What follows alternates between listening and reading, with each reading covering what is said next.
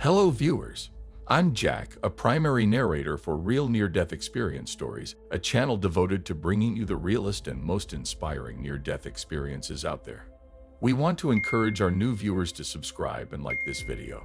This helps our channel tremendously and allows us to continue making new videos for our awesome viewers like you. Let's jump into our real near-death experience story for today. This story comes from a viewer who wishes to remain anonymous. The story starts as follows. I was in rehab in California for my mental health issues. I had issues regulating my emotions, and a hospital in Wyoming recommended me to a treatment center in California. I got really depressed there, and I went into the staff room, and the black tool cabinet they had in the garage where they kept all the meds happened to be unlocked that day. I went in and grabbed a knife to try to kill myself. That didn't work, so I took a whole bottle of my own Tegradol. I called the police because I regretted it, and it really was just a cry for help. I didn't really want to die. I got to the hospital and was feeling fine, and then I started feeling loopy and weird. I started laughing uncontrollably and acting strange. The staff told me to calm down. I also grabbed a pair of scissors to try and kill myself again, and they kept trying to get me to admit I was trying to kill the staff. Also, one of the staff members was very creepy towards me there, and they were just mean and rude and awful while I was there, so it was a really bad experience. And maybe I had this experience to know I really was safe after I leave here. It was a bad place, and I was far from home. I had never left Wyoming, and I was just really scared and wanted to go home.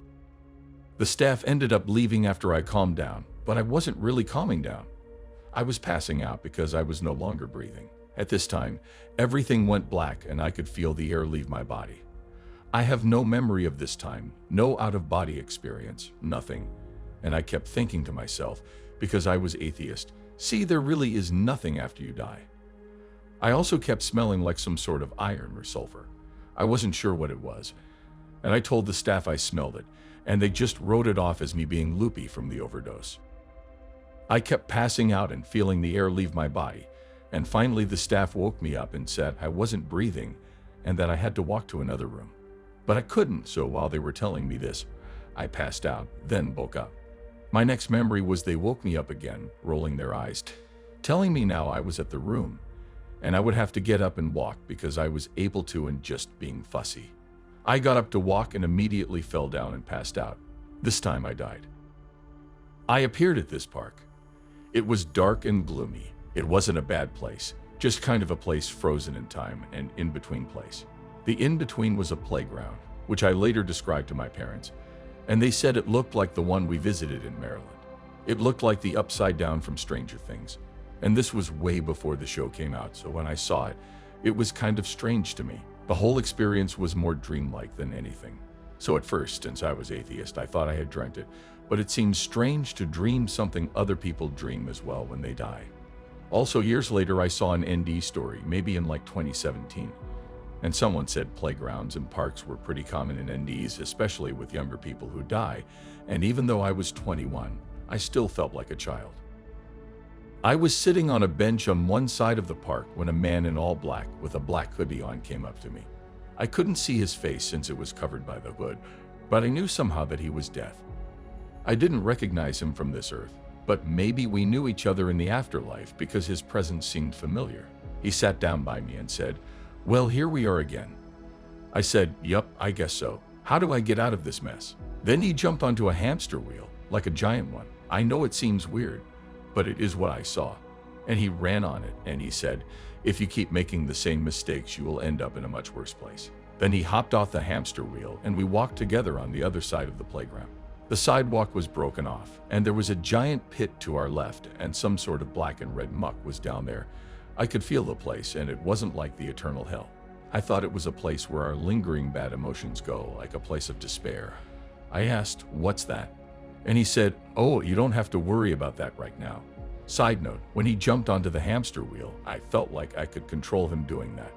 I felt like I could control whatever was going on in my thoughts in the in-between, and in the hell-like place, but not in heaven. That's a whole different thing.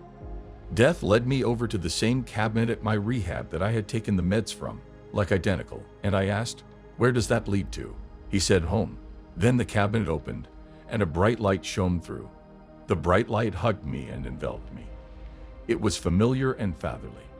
It was an emotion I had never felt on earth. No pain, no suffering, no tears, just unending, undying love. Since I had spent most of my life suicidal and in pain, it felt strange. But I knew I wanted to be there, no matter what.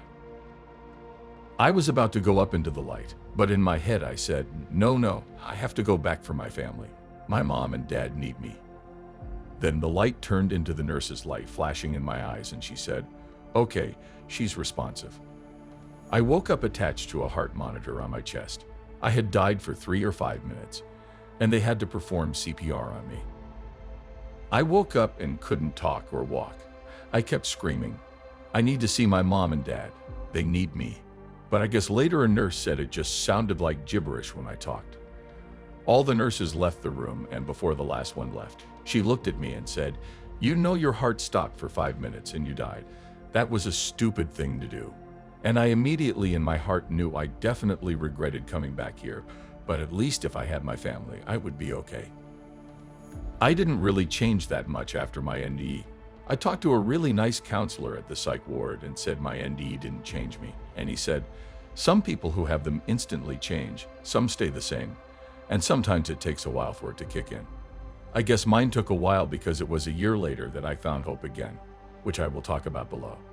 I do want to add that my suicide attempts got much worse after my NDE. I went to the state hospital afterwards and I tried to kill myself every day I was there and had many more attempts afterwards. I was not happy that I decided to come back. It was strange because the NDE didn't hit me until 6 years later, in 2020. I remembered it all. That light where I knew God loved me.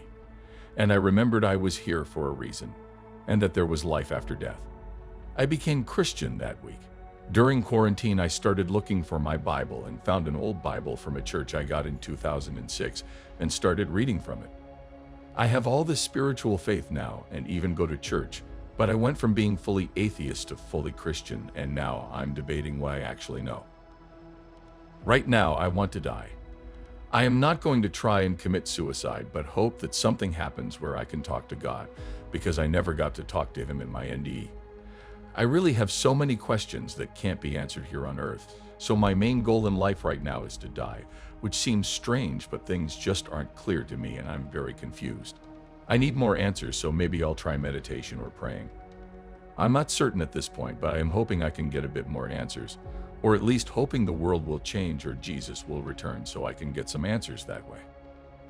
I feel like I have a different knowledge than other people do because I am not afraid of death and even see death as a way to get answers for this life, which would seem strange for people who haven't had an NDE, but for people like me, not so much. I just feel like I should have stayed a bit longer and maybe asked questions and asked why I was here. I'm hoping I can have another one, and I have a feeling I'm going to have an NDE or have my questions answered somehow, but I just don't have knowledge of how, why, or when that may happen. My whole life I've gotten frustrated when I didn't know all the facts, and I know that's the sole part of me being frustrated with the boundaries of my flesh. But I know something important is coming in the next couple of years, maybe a decade. I'm just not sure when that is, but I just wish I knew a bit more. I hope this information helps people who may have had an NDE like mine, one where they didn't go to heaven or maybe talk to death. I'm hoping this will help. I do have a lot of hope now, so it did help me. It just is weird to adjust to what is going on, especially when you don't have any answers to at least some of your questions. Thank you. That's all for today's NDE experience. What do you think of this NDE story? Let us know by leaving a comment beneath the video. Goodbye now.